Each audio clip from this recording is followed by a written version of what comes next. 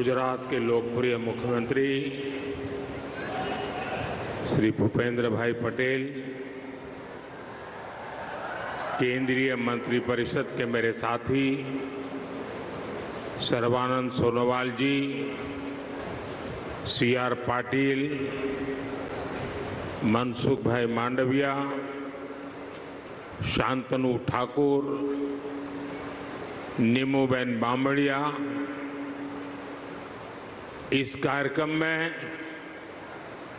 देश के 40 से ज्यादा स्थानों से जुड़े सभी मेजर पोर्ट से जुड़े अलग अलग राज्यों के मंत्रीगण, वरिष्ठ अधिकारीगण, अन्य महानुभाव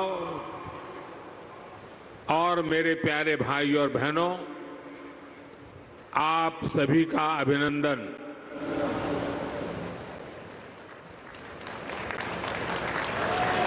આપણા ભાવેણા ભાવનગરે તો આજે વટ પાડી દીધો. હા, હવે કરંટ આવ્યો.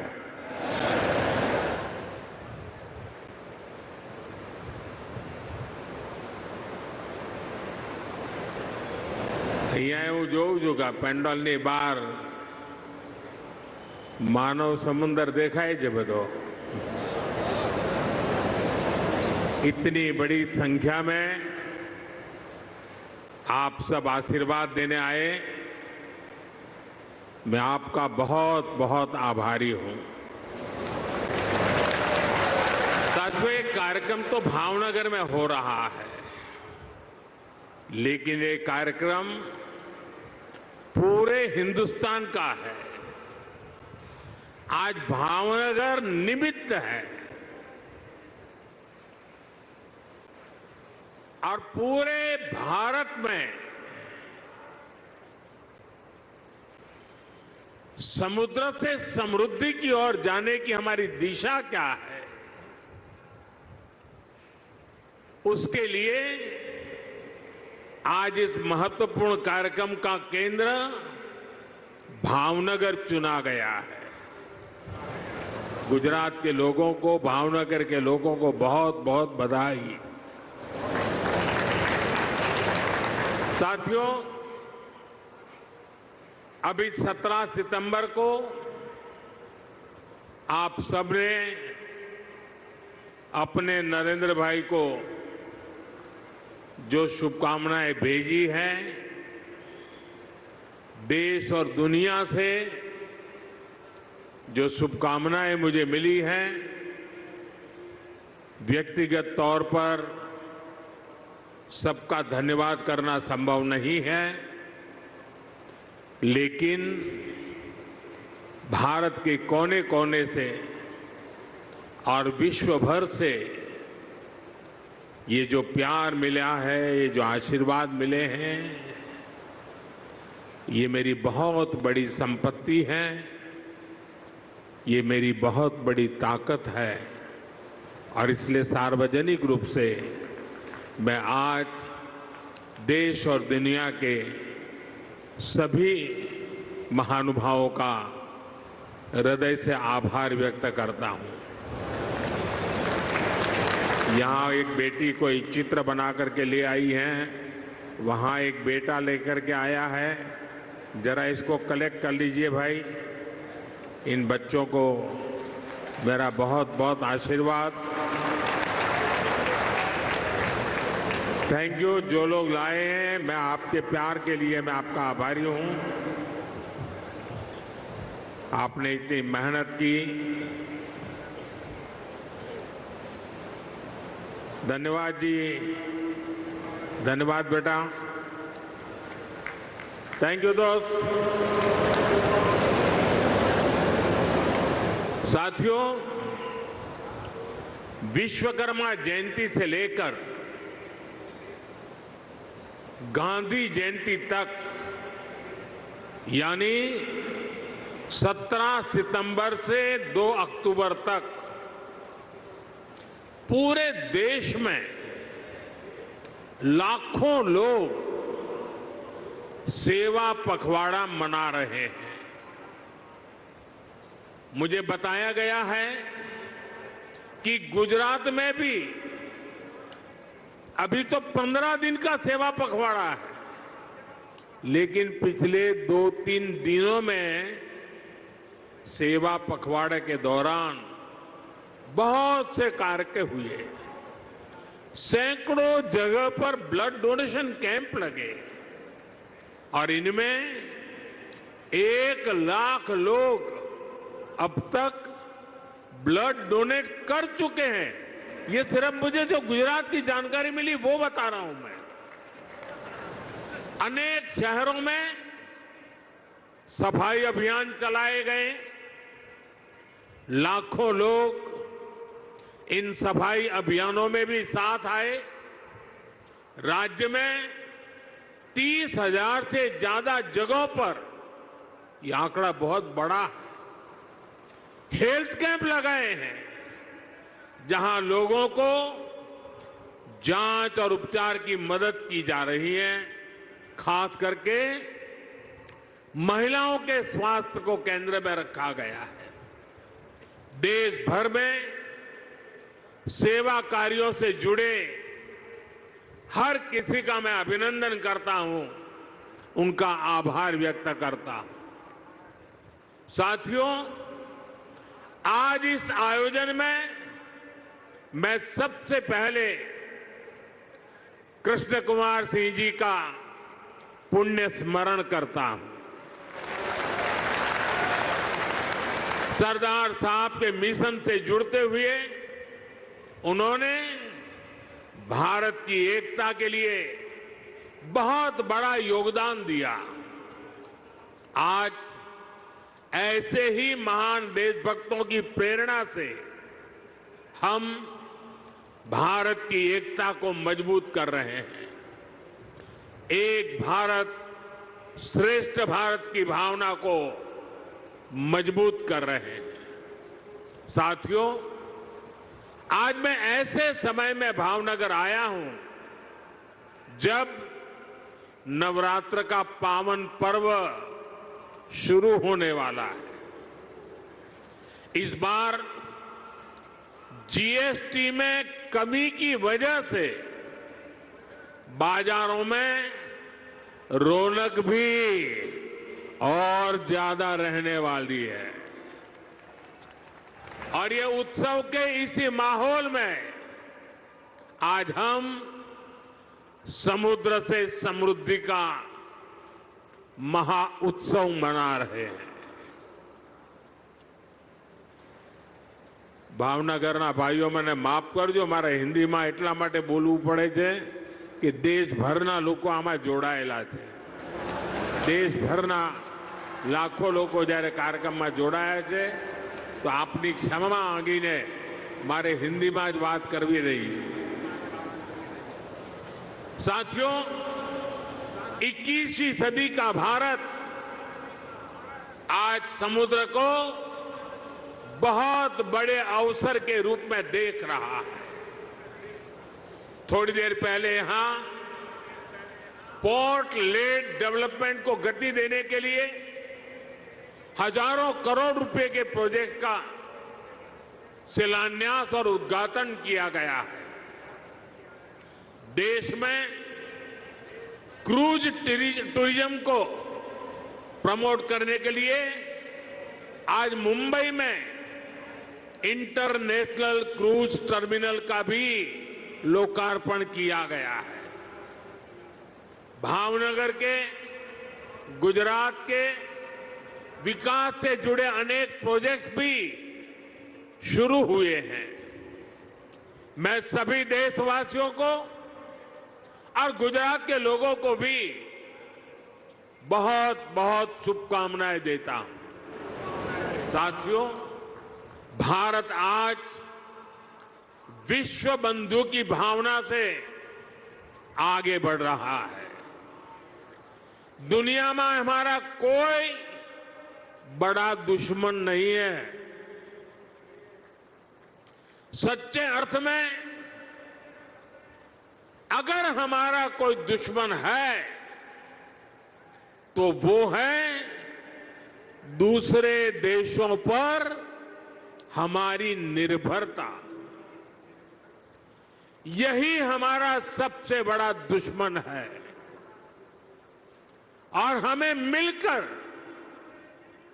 भारत के इस दुश्मन को निर्भरता वाले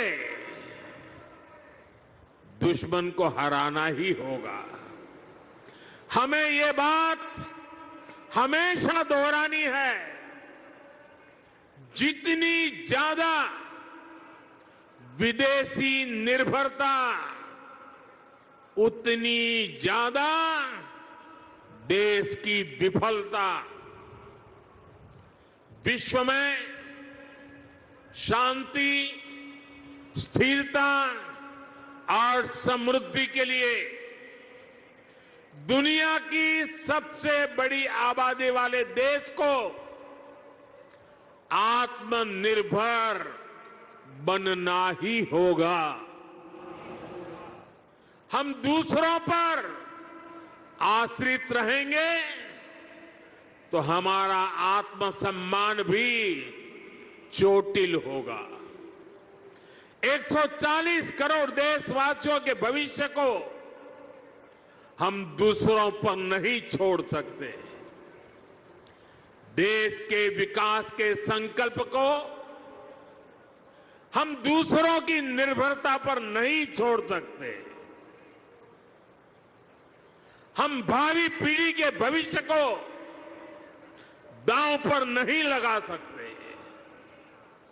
और इसलिए भाइयों बहनों, આપણે ત્યાં ગુજરાતીમાં કે ભાઈ 100 દુઃખોની એક દવા, 100 दुखों की एक ही दवाई है और वो है आत्मनिर्भर भारत।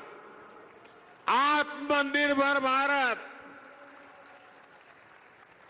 लेकिन इसके लिए हमें चुनौतियों से टकराना होगा। हमें दूसरे देशों पर अपनी निर्भरता लगातार कम करते जाना होगा और अब भारत को आत्मनिर्भर बनकर दुनिया के सामने मजबूती के साथ खड़ा होना ही होगा। भाइयों और बहनों, भारत में सामर्थ्य की कोई कमी नहीं है, लेकिन आजादी के बाद कांग्रेस ने भारत के हर सामर्थ्य को नजरअंदाज किया। इसलिए आजादी के 6-7 दशकों बाद भी भारत वो सफलता हासिल नहीं कर पाया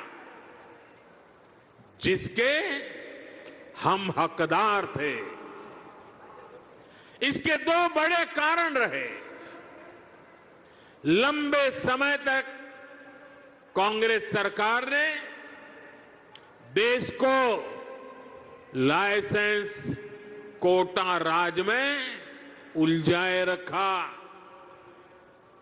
दुनिया के बाजार से अलग थलग रखा और फिर जब ग्लोबलाइजेशन का दौर आया तो सिर्फ इंपोर्ट का ही रास्ता पकड़ लिया गया और उसमें भी हजारों लाखों करोड़ों के घोटाले कर दिए गए।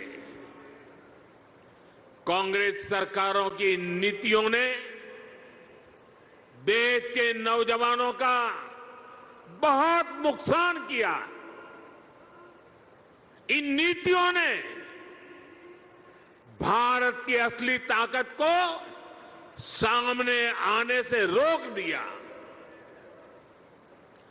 साथियों, देश का कितना नुकसान हुआ है, इसका एक बहुत बड़ा उदाहरण हमारा शिपिंग सेक्टर है। आप भी जानते हैं कि भारत सदियों से दुनिया की एक बड़ी समुद्री ताकत था। हम दुनिया में शिप बिल्डिंग के सबसे बड़े सेंटर हुआ करते थे। भारत के तटीय राज्यों में बने जहाज देश और दुनिया के व्यापार कारोबार को गति देते थे। यहां तक कि आज से 50 साल पहले तक भी हम भारत में बने जहाजों का उपयोग करते थे। उस दौर में भारत का 40% से अधिक इंपोर्ट एक्सपोर्ट देश में ही बने जहाजों से होता था। लेकिन फिर देश का शिपिंग सेक्टर भी कांग्रेस की कुनीतियों का शिकार हो गया। कांग्रेस ने भारत में जहाज निर्माण पर जोर देने के बजाय विदेशी जहाजों को किराया भाड़ा देना बेहतर समझा। इससे भारत में शिप बिल्डिंग इकोसिस्टम ठप हो गया। विदेशी जहाजों पर निर्भरता यह हमारी मजबूरी बन गया। परिणाम यह हुआ कि 50 साल पहले जहां 40% व्यापार भारतीय जहाजों पर होता था, वो हिस्सा घटकर सिर्फ 5% रह गया। यानी अपने 95% ट्रेड के लिए हम विदेशी जहाजों पर निर्भर हो गए। विदेशी जहाजों पर इस निर्भरता का हमें बहुत बड़ा नुकसान उठाना पड़ा। साथियों, में आज देश के सामने कुछ आंकड़े आप सबके सामने रखना चाहता हूं। देशवासी ये जानकर हैरान रह जाएंगे कि आज भारत हर साल करीब $75 बिलियन यानी लगभग 6 लाख करोड़ रुपए 6 लाख करोड़ रुपए विदेशी शिपिंग कंपनियों को शिपिंग सर्विसेज के लिए देता है, किराया देता है। ये आज भारत का जितना डिफेंस बजट है, करीब करीब उतना पैसा किराए में दिया जा रहा है। आप कल्पना कीजिए, 7 दशकों में कितना पैसा हमने सिर्फ भाड़े के रूप में दूसरे देशों को दिया है। हमारे पैसों से विदेशों में लाखों नौकरियां बनी हैं। सोचिए, इतने सारे पैसे का अगर एक छोटा सा हिस्सा भी अगर पहले की सरकारें अपनी शिपिंग इंडस्ट्री पर लगाती, तो आज दुनिया हमारे जहाज इस्तेमाल कर रही होती, हमें लाखों करोड़ रुपए शिपिंग सर्विसेज के रूप में मिल रहे होते और हमारे बच जाते वो तो अलग। साथियों, भारत को अगर 2047 जब देश की आजादी के 100 साल होंगे, 2047 तक विकसित होना है तो भारत को आत्मनिर्भर होना ही होगा। आत्मनिर्भर होने के अलावा भारत के पास कोई विकल्प नहीं है। 140 करोड़ देशवासियों का एक ही संकल्प होना चाहिए, चीप हो या शीप, हमें भारत में ही बनाने होंगे।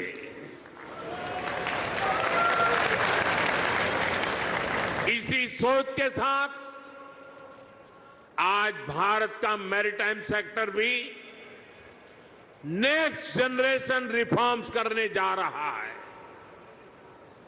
आज से देश के हर मेजर पोर्ट को भांति भांति के डॉक्यूमेंट से, अलग अलग प्रोसेसेस से मुक्ति मिलेगी। वन नेशन वन डॉक्यूमेंट और one nation one port process अब व्यापार कारोबार को और सरल करने वाली है।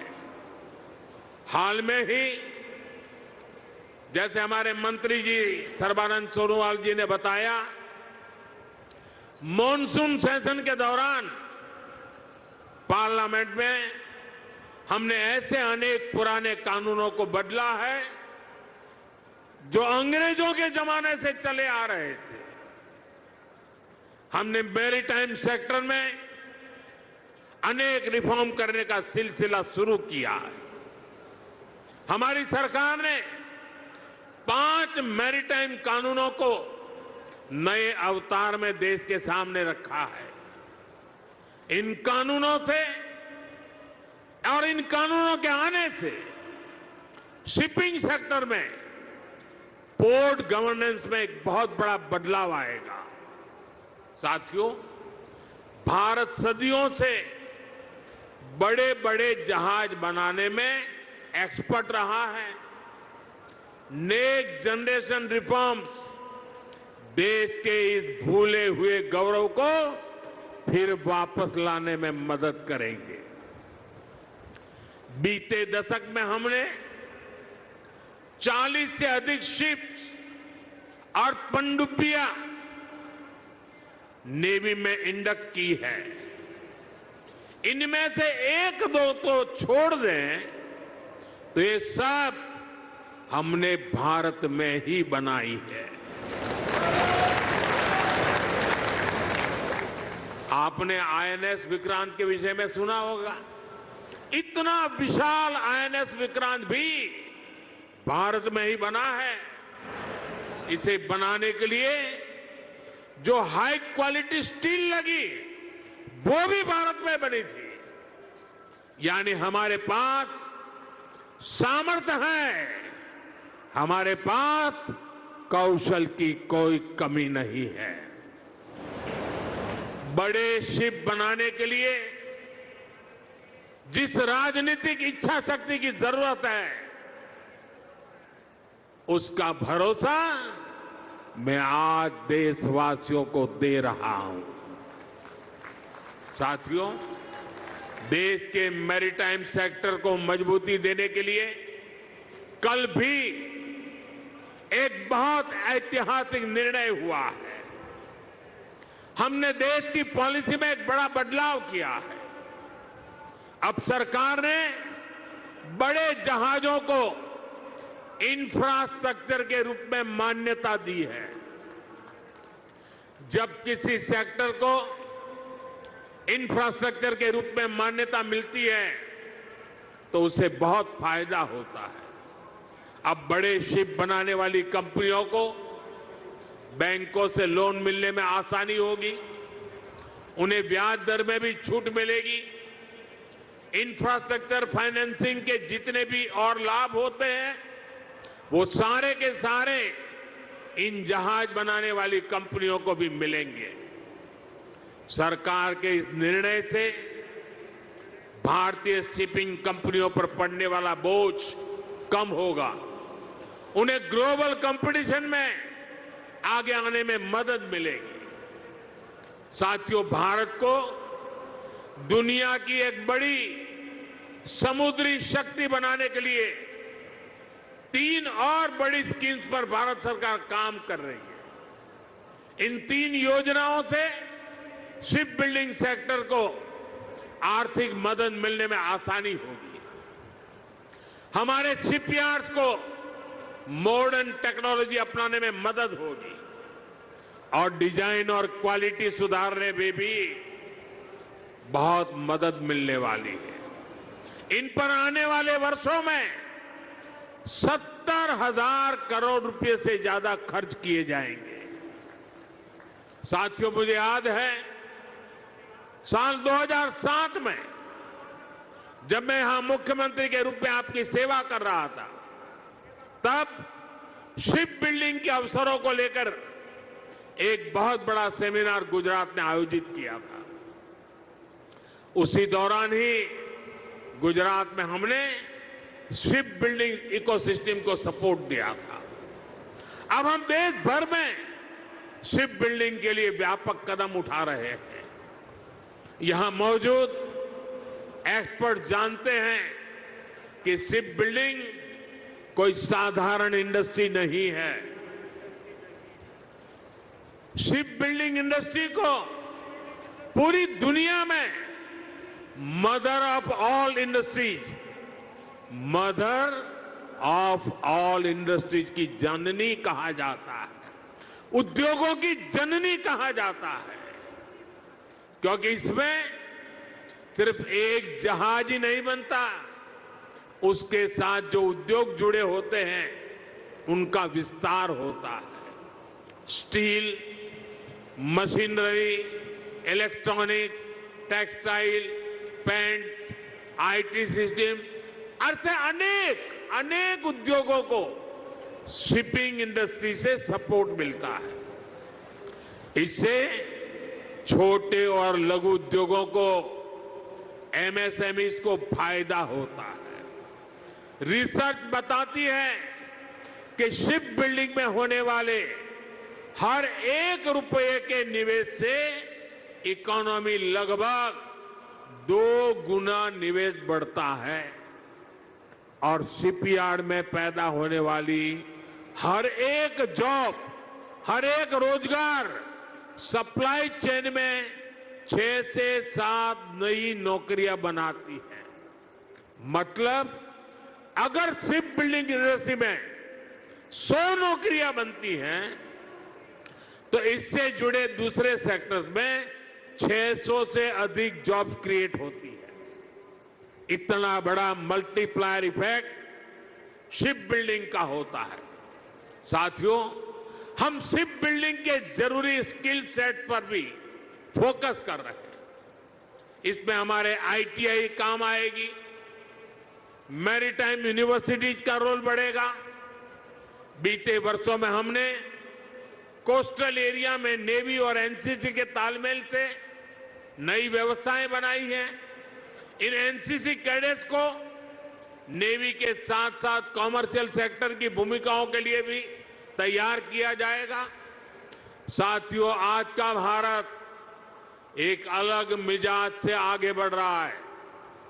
हम जो लक्ष्य तय करते हैं उसे अब समय से पहले पूरा करके भी दिखाते हैं।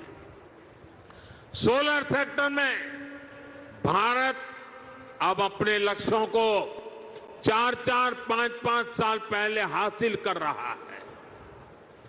पोर्ट लेड डेवलपमेंट को लेकर भी 11 साल पहले जो लक्ष्य हमने तय किए थे, भारत उनमें जबरदस्त सफलताएं हासिल कर रहा है। हम देश में बड़े बड़े जहाजों के लिए बड़े पोर्ट बना रहे हैं।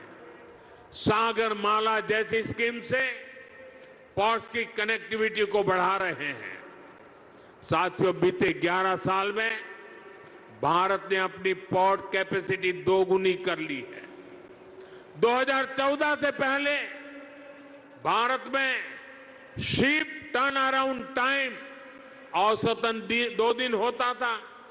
अब आज भारत में शिप टर्न अराउंड टाइम 1 दिन से भी कम हो गया है। हम देश में नए और बड़े पोर्ट्स का निर्माण भी कर रहे हैं। हाल में ही केरला में देश का पहला deep water container transshipment port शुरू किया है। 75,000 करोड़ से ज्यादा की लागत से महाराष्ट्र में वाढवण पोर्ट बन रहा है। ये दुनिया के टॉप 10 पोर्ट्स में से एक होगा।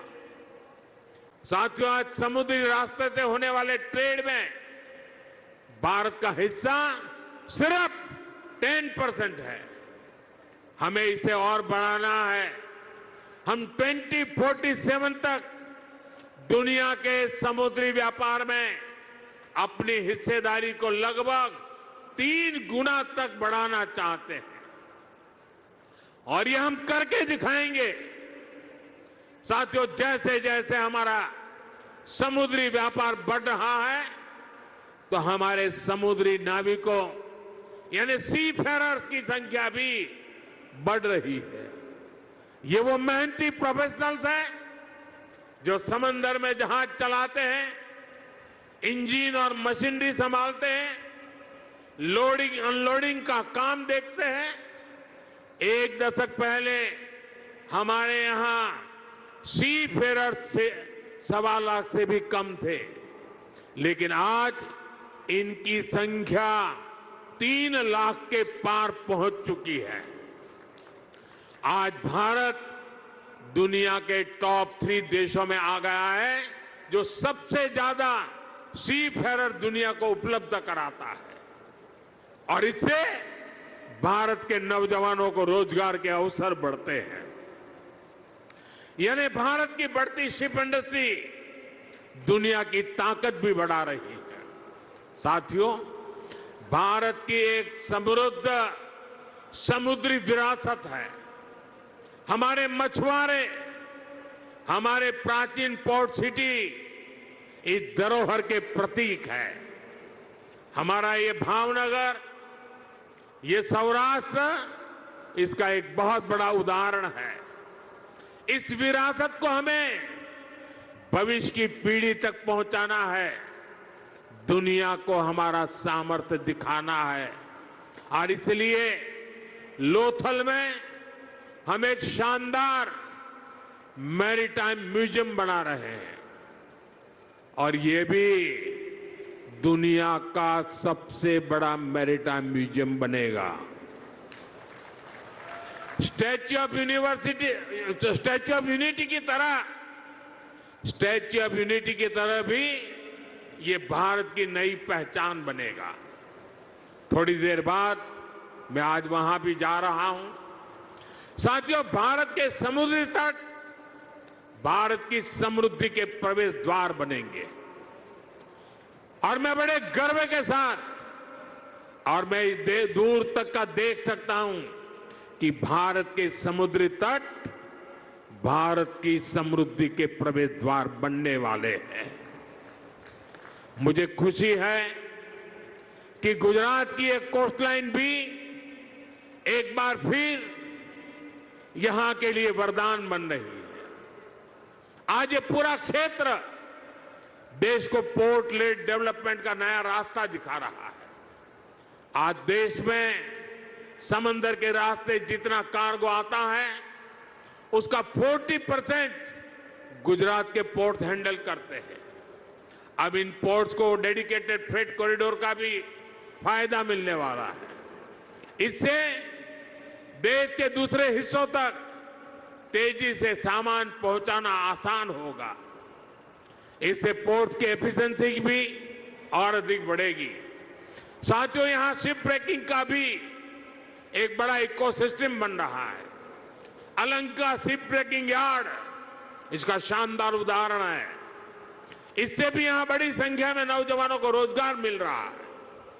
साथियों, विकसित भारत के लिए हमें हर क्षेत्र में, हर सेक्टर में तेजी से काम करना है और हम सब जानते हैं कि विकसित भारत का रास्ता आत्मनिर्भर भारत से होकर जाता है। इसलिए हमें याद रखना है, हम जो भी खरीदें वो स्वदेशी हो, हम जो भी बेचें वो स्वदेशी हो। मैं सभी दुकानदार साथियों से कहूंगा, आप अपनी दुकानों पर एक पोस्टर लगाएं जिसमें लिखा हो, गर्व से कहो ये स्वदेशी है। हमारा ये प्रयास हमारे हर उत्सव को तो भारत की समृद्धि का महोत्सव बना देगा। इसी भावना के साथ आप सभी को नवरात्रि की एक बार फिर से शुभकामनाएं देता हूं। एक छोटा बालक चित्र बना करके लाया है, कब से खड़ा है, उसके हाथ दुखते होंगे, कोई जरा इसको कलेक्ट करे। छोटा सा बालक है, शाबाश बेटे।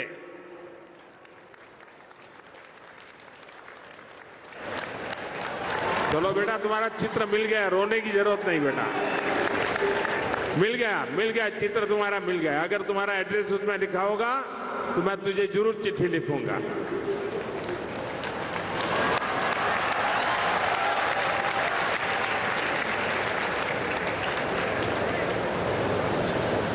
साथियों, ये छोटे छोटे बच्चों का प्यार,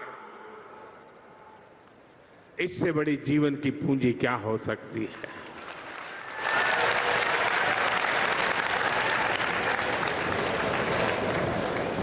मैं फिर एक बार आज जो भव्य स्वागत सत्कार सम्मान किया, इसके लिए मैं आपका आभार मानता हूं। और मुझे मालूम है, जब ऑपरेशन सिंदूर हुआ तो पूरा भावनगर मैदान में था। आपका मिजाज का मुझे पता है। मैं इसके लिए भी आपका बहुत बहुत आभार व्यक्त करता हूं। भावनगરના ભાઈઓ બહેનો, નવરાત્રિની માંડવીઓ જરા જોર લગાવજો અને દેશના બધા લોકોને આત્મનિર્ભર ભારતનો સંદેશ આપણી માંડવીમાંથી પણ મળે। ખૂબ ખૂબ ધન્યવાદ ભાઈઓ।